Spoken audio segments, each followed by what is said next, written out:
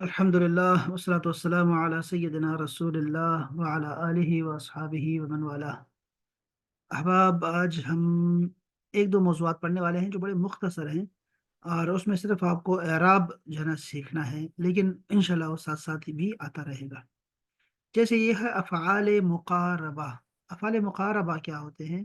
وہ افعال جو کسی کام کے امکان، توقع یا آغاز کو بیان کرتے ہیں، یہ ذہن میں رکھیے گا۔ یعنی کہ پرہیپس میں بھی، مائٹ بھی، اس طرح کے معنی میں وہ آتے ہیں۔ ان کا ترجمہ یوں کہہ لیجئے کہ قریب ہے، ایسا لگتا ہے، ہو سکتا ہے کہ۔ تو افعال مقاربہ 10 ہیں، قرآن مجید میں 3 مشہور ہیں۔ وہ 3 یہ ہیں: ایک ہے کادا، یکادو، کادا یکادو، جیسے یکاد البرق یخطف ابصارہم، بڑا مشہور ہے، سورہ البقرہ کے بھی کچھ شروع میں۔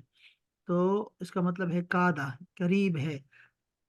ایک حدیث پاک میں ہے کاد الفقر ان یکون کفرا، ہو سکتا، قریب ہے کہ جو فقر ہے وہ کفر کو لے جائے انسان کو۔ دوسرا لفظ ہے عسا، امید ہے، عسا ان یکون، جیسے فہل عسیتم ان کتب علیکم القتال، بس کیا امید ہے کہ تم سے کہ اگر لکھ دیا جائے تم پر لڑنا تو لڑو گے، جہاد کرو گے۔ تو عسا کا لفظ یاد رکھیں۔ اور ایک آخری لفظ ہے توفیقہ۔ ہاں، توفیقہ زیادہ نہیں سنا میں نے، کہ توفیقہ 3 دفعہ آیا ہے۔ ہاں جی، 24، 30 اور یہ 3 دفعہ آیا ہے۔ تو کام شروع کیا، وَطَفِقَ يَخْصِفَانِ عَلَيْهِمَا مِنْ وَرَقِ الْجَنَّةِ، اور لگے دونوں چپکانے اپنے اوپر جنت کے پتوں سے۔ یہ کیا واقعہ ہے بھائی؟ پتوں، یہ کیا واقعہ ہے طلحہ؟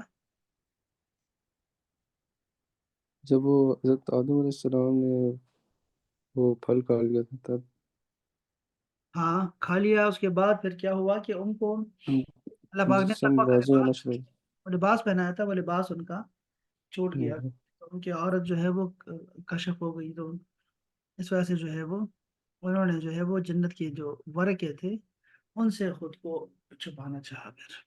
تو تفقہ کا لفظ ہے، کادا، عصا اور تفقہ، یہ 3 دفعہ آیا ہے، آپ کو زیادہ دکھائی نہیں دینے والا، لیکن اوپر والے دونوں آپ کو دکھائی دیں گے۔ دوسرا جو ٹاپک ہے نا وہ ہے افعال مدح و ذم۔ یہ کتنی دفعہ آئے ہیں قرآن مجید میں؟ کل 57 بار آئے ہوئے ہیں۔ یہ جو ہے نا یہ 79 ٹائمز آئے ہوئے ہیں، تقریباً 80 دفعہ آئے ہوئے ہیں۔ اور وہ 2 لفظ ہیں، صرف 3 لفظ انہوں نے لکھے ہوئے یہاں پہ، جیسے وہ افعال جن کے ذریعے کسی کی تعریف یا مذمت کی جائے۔ افعال مدح و ذم، دیکھو مدح کہتے ہیں تعریف کرنا، اور ذم کا مطلب ہے مذمت کرنا۔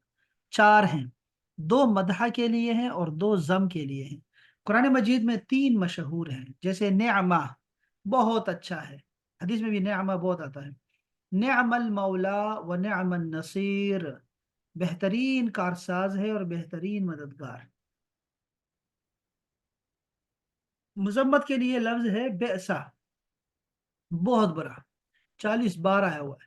تو بئس الشراب، کیا بدترین مشروب ہے، تو یہ جہنم میں کوئی ایک مشروب پلایا جائے گا، اس کی بات۔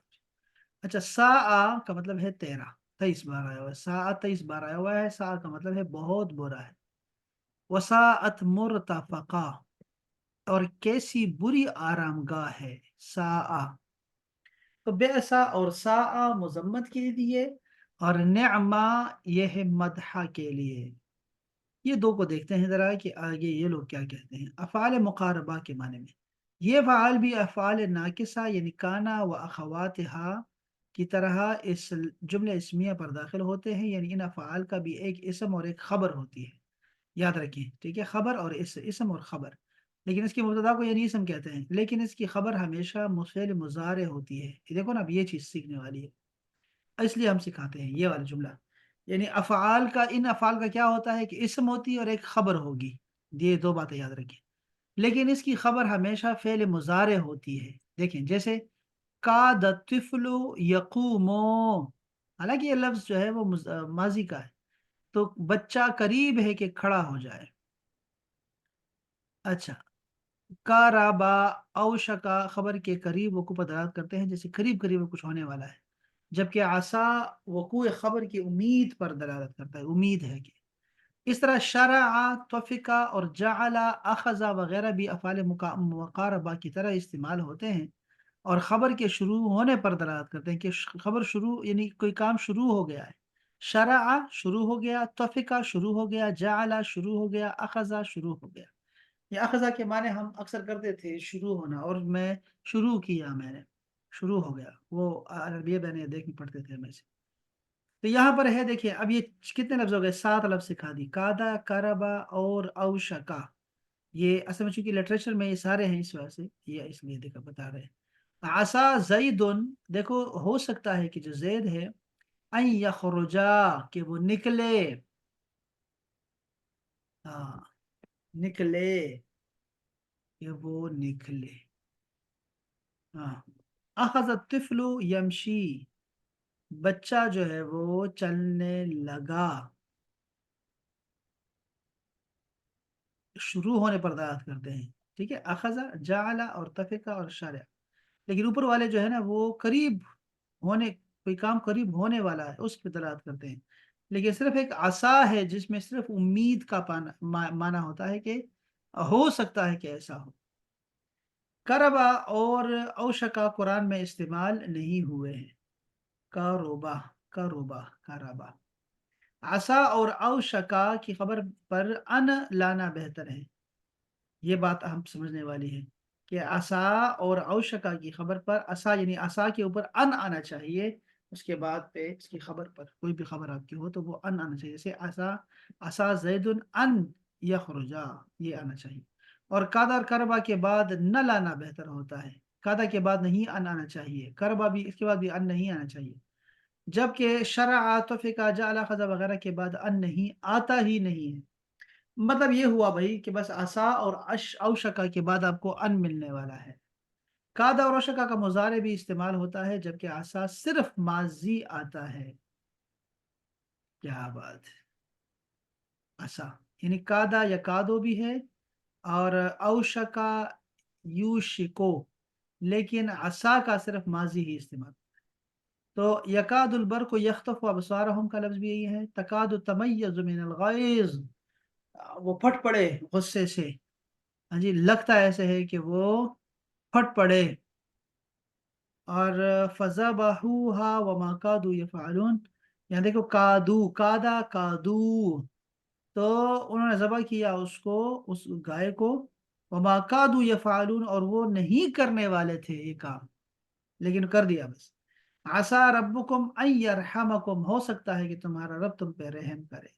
असल्लाहु अन यअतियनी बिहिम जमीआ, याकूब अलैहिस्सलाम ने कहा कि हो सकता है कि अल्लाह ताला, उम्मीद है कि अल्लाह ताला उन सब को जमा करके इकट्ठे ले आएगा मेरे पास। तो असा के बाद अन आता है, ये हमने सीखा। असा की जो खबर होती है वो मुजारे होती है, अकादा की भी ऐसी है और यूशको की भी ऐसी है, ये औशका की। और तफिका ये खुद शुरू होने का मान रखता है कि शुरू हो गया। जअल रसूलुल्लाह यमसहु रअसहु, रसूलुल्लाह सर पे मसा करने लगे। ये बात बड़ी अहम थी जो कि हमने यहाँ से देखी।